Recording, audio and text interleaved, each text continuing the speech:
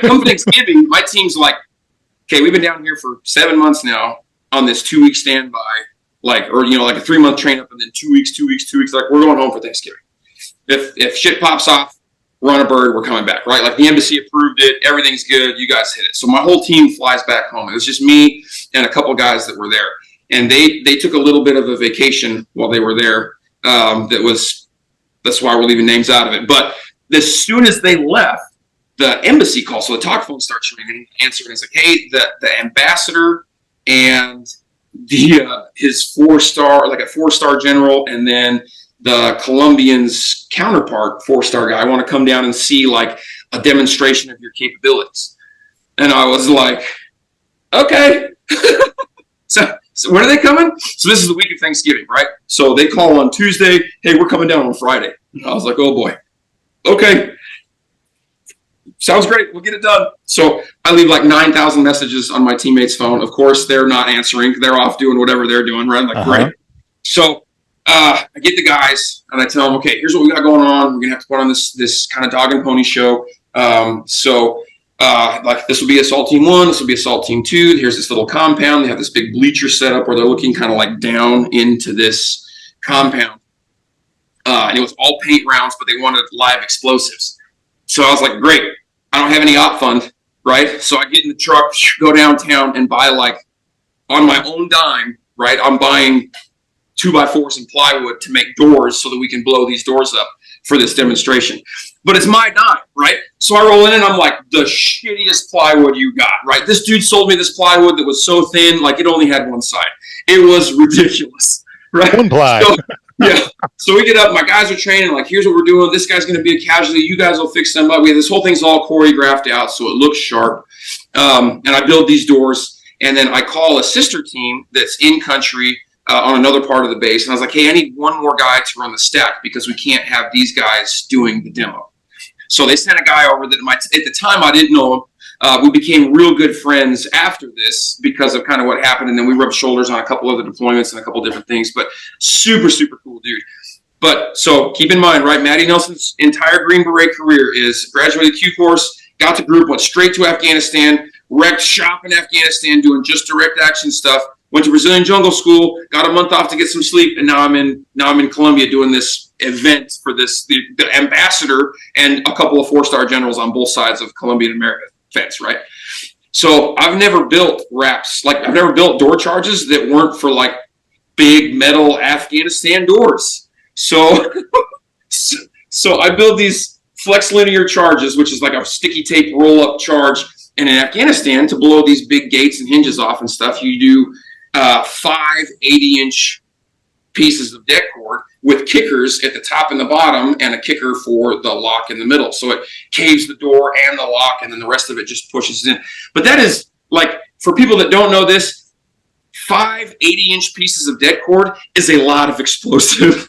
So I build these charges. My buddy comes over that we aren't friends yet, but he's a demo guy, and he looks at it and he's like, 5 reps, huh? Okay. Doesn't say shit. Does just like, the new guy's going to learn today. So we get everything going. It's Thursday night. I tell my guys, like, we've run through the rehearsal, 50 times now. Everybody's got everything down.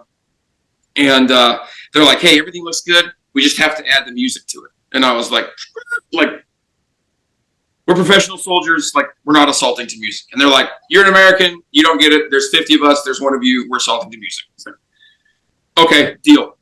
So the morning of, right, like, we're like a quarter mile away from this little spot that we're going to assault, these big bleachers. And at a quarter mile, I can see the speakers they've set up. And I was like, oh my Lord. Like we see the ambassador's helicopter flying. We see a couple more helicopters flying. The whole entourage arrives. Get the call on the radio, like, hey, they're here. They're set up. Let's hit it. So it's me and 2 Humvees full of Colombians for one stack. And then it's my buddy and 2 Humvees of Colombians for his stack. And these guys are jazzed. They are just adrenaline's through the roof.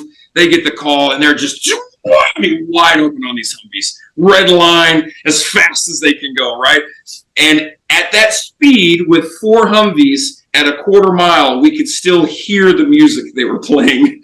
So what were they playing? I got to know. What kind of music? My buddy looks over and he is furious, right? He's just mouthing horrible obscenities at me, right? And all I can hear is these Humvee motors screaming and the opening music to Top Gun.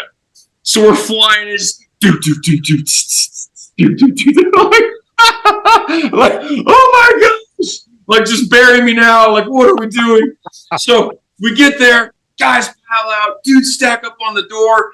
They've never had a charge go off in like close proximity, right? So you're supposed to open your mouth. You're supposed to do all this stuff. I hadn't thought about any of this because everybody I've been around for the last year and a half is used to that stuff. They know it, yeah. Yeah, so like my guys stack up. I look at him. He's like, Tia 2, 5, 4, 3, shaboom! And like the entire first room on both compounds just evaporated. Gone. No, all the guys just, all the wind knocked out of them immediately. Like snots coming out of their nose. The number 2 man's puking. I was like, oh boy. Like there's no room. I'm telling my guys, like, get in there. And they're like, get into what? And I was like, in what room? Like that one's still standing. I like just flash a glance up at these big bleachers, and the first 2 rows, all I see is like the bottoms of people's feet. Like I have exploded the crowd, right? The ambassador's bodyguards are like jumping on him. They don't know if it's like ward around from the FARC. I'm like, I am like, here's my beret, here's my tab. Like I am fired forever, right? We get through, my guys do their thing. Like they recover from, just getting smashed by these 2 explosions. They get through, they're jazzed. They all line up, like freaking dress. And I'm like, I am on the end of this line, just like, head down, not at attention, not at parade rest, just like I'm on my way to make rocks at Leavenworth for the rest of my life, right? Like I just endangered this whole crowd of people. Like I can't believe it. And my buddy, his like pop smoke, right? Like he knew what was going to happen. He set the charges off and just like, it's done.